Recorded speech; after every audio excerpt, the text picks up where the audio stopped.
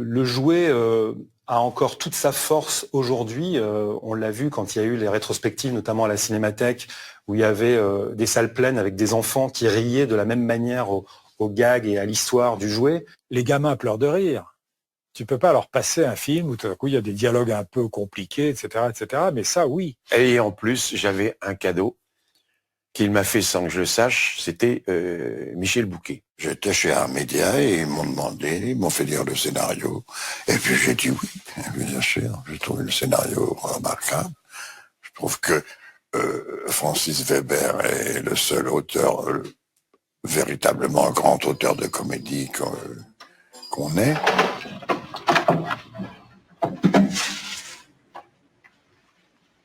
Sachant qu'il allait le mettre en scène, ça m'a d'autant plus rassuré, si vous voulez. Parce que quand on touche à la comédie, il faut être avec quelqu'un devant, qui regarde, et qui est sûr, qui connaît son comique, qui connaît la part de tragique, qui accompagne ces cassures, qui font que les choses, au lieu d'être tragiques, sont tout à coup irrésistibles et très drôles. J'ai été très impressionné. Il nous dit, on va dîner ce soir chez moi, tous les trois. Et Michel Bouquet était brillant. Il parlait du film, il parlait de je ne sais plus, de choses et d'autres avec Francis. Et moi, je me taisais, je disais pas grand-chose. Et puis, Francis nous a raccompagnés jusqu'au bord du trottoir pour rentrer à la maison. Et là, j'ai dit bonsoir Michel, je suis heureux de vous avoir connu, faire de votre connaissance. Il m'a dit moi aussi Pierre. Je lui ai serré la main et je suis parti, sauf que mon escarpin s'est coincé dans une grille qui est au bord du trottoir et je suis parti en chaussettes. Enfin, un pied sur deux. Évidemment, au bout de 3 mètres, je m'en suis aperçu, je dis bon, ma chaussure. Michel s'est mis à éclater de rire. Ah, ah, ah, ah. Il me dit, voyez Pierre, voilà une chose que je ne saurais jamais faire et je le regrette. Je ne peux pas rivaliser avec Pierre Richard, c'est impossible. Je n'ai pas la capacité d'un comique réel et le rôle ne demande pas ça. Le rôle demande une certaine gravité, une certaine profondeur, une certaine... Ce Rambalcochet, c'est quand même un être très seul. Il est de la classe des Laurence Olivier, tous ces acteurs qui ont à la fois l'intelligence et le talent. Parce qu'il y a des acteurs instinctifs. Mais j'admire beaucoup le type qui, tout à coup, est obligé de penser son rôle, entrer dedans et devenir formidable, naturel. Je me dis, quel travail! Et il m'a dit une chose qui m'a frappé. Il m'a dit, tout le monde était très gentil avec le petit Gréco sur le tournage, sauf moi. Et je dis, pourquoi? Il m'a dit, parce que, comme il choisissait Pierre Richard à la fin, il fallait qu'il ait de l'antipathie pour moi, pour changer de père. Mais quel prodigieux acteur de faire ça, parce qu'il adorait le petit aussi. Et il y a un mystère avec les enfants, c'est que soit ils sont merveilleux, soit ils sont absolument nuls. Et c'est normal parce qu'ils sont complètement instinctifs. Et Fabrice Gréco était une bénédiction. On s'entendait très bien, mais je m'entends toujours très bien avec les enfants parce que j'en suis un. Et il avait tout de suite très vite compris d'ailleurs les chants, les contre-chants, les faux raccords. Il y a eu plusieurs jours de lecture chez Francis Weber. Je m'en souviens très bien. Il y avait Michel Bouquet, Pierre Richard et Francis. Et nous tous les 4 autour d'une table. Je crois que c'était une table en marbre. Je m'en souviens même assez bien parce que pour moi c'était très impressionnant. D'abord parce que c'était la première fois que j'allais dire mon texte. Et on a lu tout ce script d'ailleurs. Voilà, ce gros pavé. On l'a ligne après ligne. Je me souviens même que je crois avoir loupé la première réplique. Je crois que j'étais dans la lune à ce moment-là, alors que bon, parce que j'arrive un petit peu tard dans le film. Et le je veux ça, je crois que j'étais en train de rêvasser à quelque chose quand il est arrivé. Et Francis m'a fait un peu les gros yeux. Pourtant, il était vraiment adorable. Tout le monde a été adorable avec moi sur le tournage. Voilà, il était peut-être un peu désarçonné et je le comprends parce que bon, c'était quand même son premier film. C'était un scénario quand même important auquel il tenait. Et le fait peut-être de ne pas avoir mon attention au bon moment, pour le coup, là, sur le coup, il a dû être un petit peu inquiet. Tous les membres de ma génération ont été marqués par ce film.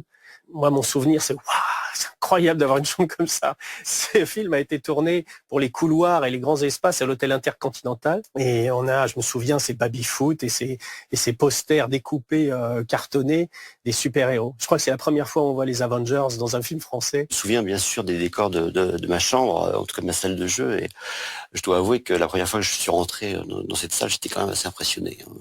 En plus que j'étais fan des super-héros à l'époque. Alors, quand je les ai vus 2,50 m de haut dans la chambre, c'était une vision absolument merveilleuse. Il a fallu changer, oui, le style de Pierre, parce que Pierre était en pléonasme sur la comédie. Il courait comique, il levait les genoux, il bafouillait pour ajouter un peu de son comique et aider le film. Parce que peut-être que je pouvais faire on mémé. Non, il n'y a pas de on mémé, il y a omé. Bon. D'ailleurs, mais c'est souvent d'une voix blanche. C'est écrit d'une voix blanche, neutre. Et je lui ai dit non, tu joues sans bafouiller, tu cours normalement, tu joues le plus vrai possible, le plus sincère possible. Et de temps en temps, il nous disait n'essayez pas d'être drôle, c'est à moi de l'être. C'est pas faux. C'est pas toujours vrai, mais c'est pas faux non plus. Francis Weber était très très précis, mais tout à fait simplement, tout à fait tranquillement. J'ai fait ce film avec beaucoup de plaisir et très peu de contraintes, mais une grande rigueur.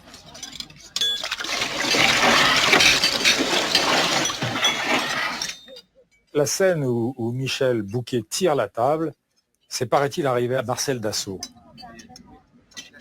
Donc on me l'a raconté, j'ai trouvé trop savoureuse. Alors comme c'est une table posée sur des tréteaux, c'est plausible.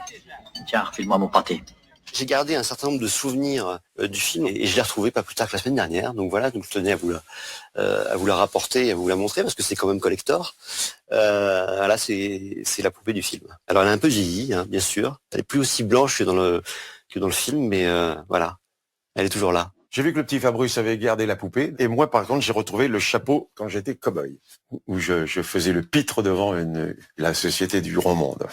Il y a un remake du film fait par James Hutt, que j'aime beaucoup, c'est un type charmant, mais je le plains. Parce que le jouet est probablement un des scripts les plus difficiles que j'ai jamais écrit. En fait, c'est Richard Grandpierre, le producteur, qui avait cette idée, cette envie de faire un remake du jouet. Depuis longtemps, il avait ça. Il m'a appelé pour faire ce film et faire l'adaptation du film. Je lui ai dit, mais t'es complètement fou, Richard, s'attaquer au jouet, quoi. C'est de se dire, escaladons l'Everest. Et il m'a dit, non, regarde-le. Et j'ai regardé le film et j'en ai eu une vision complètement différente de la première fois où j'avais vu le film quand j'étais môme. J'avais évidemment échappé à tous les thèmes profonds du film en étant enfant. On est fasciné par le môme qui traverse son appartement avec cette bagnole, qui a cette chambre incroyable dont on a parlé. Et aujourd'hui, je vois le film tel qu'il a été écrit et conçu et pensé. Je vois une critique de la société très très forte et un film qui est probablement le plus fort pour moi de Francis Weber. Quand Berry m'a donné donc les capitaux pour faire le film, il s'attendait à 5 millions d'entrées et on fait 1,4 million. Il y a tout de suite des critiques et toujours